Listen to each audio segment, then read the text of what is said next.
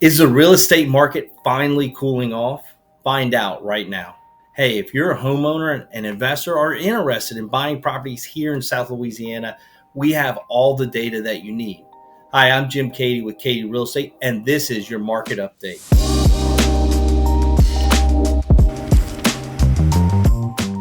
So far, year to date in 2022, Lafayette has experienced a 3.2% decrease in sales. That's only 55 less sales than reported in the first 4 months of 2021. However, April alone is reporting a 21% decrease year over year, with 99 less sales April this year versus last year. As you can see in this next chart, although Lafayette Parish reported fewer sales in April, that is still significantly more sales than the average sales for April going all the way back to 2012, showing signs that demand is still very strong. In this next graph, you can see that Lafayette Parish reported a 4.2% increase in dollar volume for the first 4 months of the year. However, we're showing signs of that slowing. The MLS actually reported a 14% decrease in dollar volume sold for April year over year, with 16 million less in dollar volume versus April 2021. However, April 22 is still the second highest producing month, only behind, that's right, April 2021. Conclusion, the demand is still at record highs, but it is cooling off slightly. And with interest rates rising, we are seeing signs of the market slowing down. The big news this year is that Lafayette Parish reported 11% fewer new listings entering the market in 2022 versus 2021. And April alone reported 26% fewer new listings entering the market compared to April 2021. With demand still strong and less new listings coming onto the market, the overall supply is suffering. Not only did we list fewer homes than compared to last year, we listed fewer homes compared to every April for the last decade. This chart compares the first 4 months of 2022 to 2021, where the MLS is reporting a 23% decrease in the overall listings available compared to last year. This is massive, and it's pointing to strong demand and lack of new supply. We continue to see this trend hold for April's numbers as well, with 14% fewer new listings in April 2022 versus 2021, putting even more pressure on our inventory. So although we reported 21% fewer sales in April, we saw 26% fewer homes come onto the market, contributing to a 14% decrease in the overall actives available.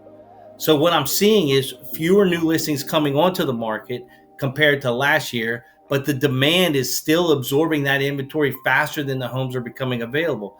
And it's this lack of supply that is influencing our days on the market. Days on the market for listings have decreased from 52 days last year in 2021 to an average of 28 days year to date. This is a 47% decrease in days on the market. We can conclude that we need more new listings to hit the market to satisfy that demand. Until we have more inventory, our prices will continue to rise. Overall, it's a seller's market, and it's still a great time to sell. With demand high and low supply, prices will continue to increase even though interest rates are rising. So the big news right now is the rising mortgage rates. So let's take a look at what mortgage rates have been doing so far this year. Mortgage rates continue to climb this month as the 30-year fix reached its highest point since 2009. Interest rates started at 3.11% in January, and at the end of April, they were up over 5% and climbing. So why are interest rates rising? Inflation is driving the increase in the mortgage rates. The experts are predicting that rates are going to continue to rise, but at a more moderate pace. And you can follow the weekly average for the 30-year and 15-year fixed interest rates at freddiemac.com. I'm going to put a link in this post. So the big question people are all asking is what's going to happen to the home prices as interest rates rise? Well, most people think as rates go up, prices go down. But here's some data from Freddie Mac.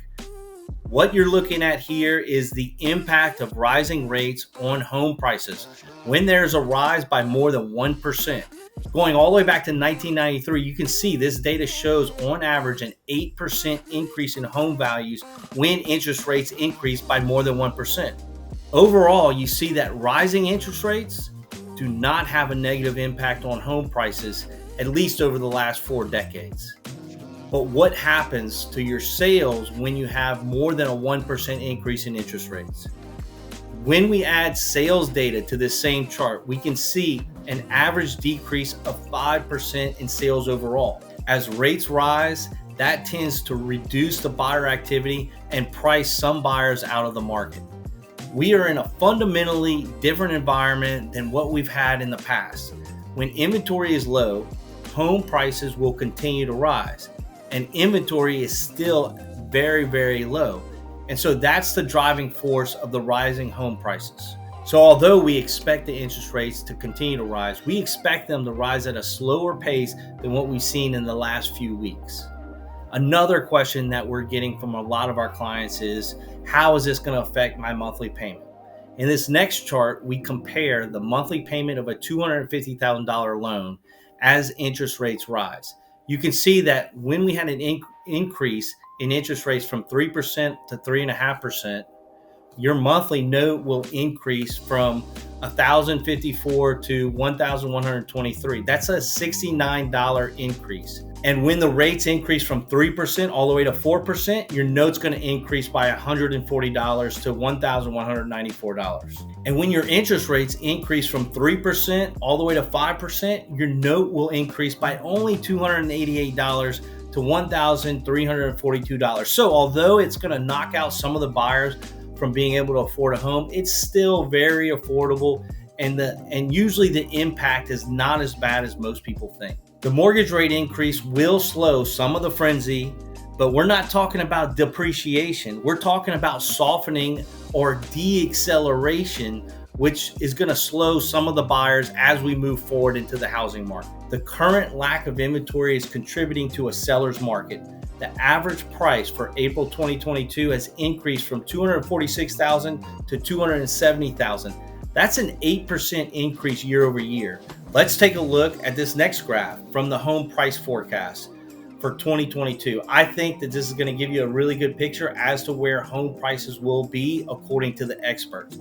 Here you can see the average of all experts predicting home values to be at 9% in 2022.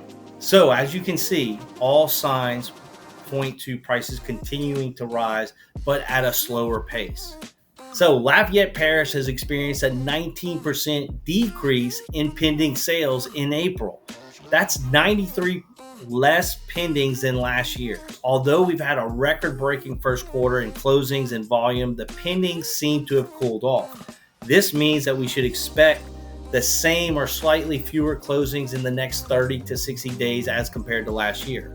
However, when looking at the number of pendings for April going all the way back to 2012, you can see we are below last year, but we are above the average number of pendings for any other April. And although pendings have cooled, demand continues to hold strong. In fact, the MLS reported that over 23% of the homes sold in April sold above list price. This is more than double the average over the last decade, indicating a very strong demand for housing and a short supply of homes for sale. When you look at the inventory levels going all the way back to 2012, you can see that we are at an all-time low in months of inventory, meaning there is more demand than supply, and that will continue to put pressure on home prices to rise. So although the rise in interest rates will tame some of that demand, until our months of supply exceeds 5 months, we will continue to see home prices increase. And with inventories at an all-time low, could the low pendings just be a result of the low inventory and supply? Which brings up these questions. Would we have placed more homes in pending status in April if there were more homes available to sell? I can testify that my team and I are working hard to find more listings for our clients. If there were more homes on the market, I am certain that we would have reported more pendings in April 2022 versus 2021. So it seems like we are dealing with a supply shortage more than a demand shortage, but we'll just have to see how this plays out over the next 90 days. I hope you found this information valuable. If you would like to receive these monthly market updates, or if you would like a free market analysis on your property, I would love to help. Stay tuned for next week when I'm going to break down May sales and volume. I'm Jim Keaty with Keaty Real Estate. Thanks for watching.